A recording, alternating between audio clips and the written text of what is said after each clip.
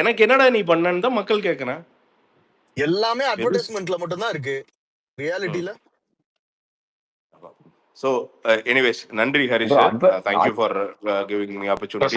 கடைசியா ஒரே ஒரு கேள்வி மட்டும் பதில் சொல்லிட்டு போயிருங்க. சொல்லுங்க.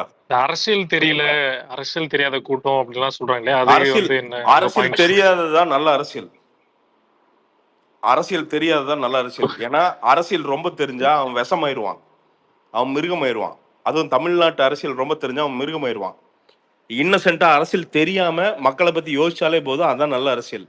எம்ஜிஆர் அரசியலுக்கு வரும்போது ஒரு வெங்காயம் தெரியாது எம்ஜிஆருக்கு, ஒன்றும் தெரியாது, பெருசாலாம் ஒன்றும் தெரியாது. ஆனால் ஒன்னே ஒன்று மட்டும் தெரியும், மக்களுக்கு நல்லது செய்யறது. அதனால தான் எம்ஜிஆர். மக்களுக்கு நல்லது செய்யணும். எப்பவுமே ஒரு திட்டத்தை கொண்டு வந்து வச்சா ஃபர்ஸ்ட் கேள்வி ஒன்னே ஒன்று தான் கேட்பாரு, இது ஏழைகளுக்கு பிரயோஜனமாகுமா ஆகாதா? அதை கேட்பா. அப்படி ஆகுனா பண்ணு அப்படிங்குவார். அவருக்கு வரவு செலவு தெரியாது, அவர் மேலேயும் நிறைய குறைகள் இன்னைக்கு சொல்லுவாங்க. ஆனால் இன்னைக்கு பொன்மனச்செம்மல்னு ஏன் அழிக்க முடியாத ஒரு இதோட நிற்கிறாரு? மேட்ரு என்னன்னா, கான்சியஸ் வந்து ரொம்ப கிளியர். நிறைய பேர்த்த வாழ வைக்கணும்னு நினைச்சா அப்படி அந்த நல்ல எண்ணம் தான் அவர் இன்னைக்கு வரைக்கும் வந்து பார்த்தீங்கன்னா புரட்சி தலைவர்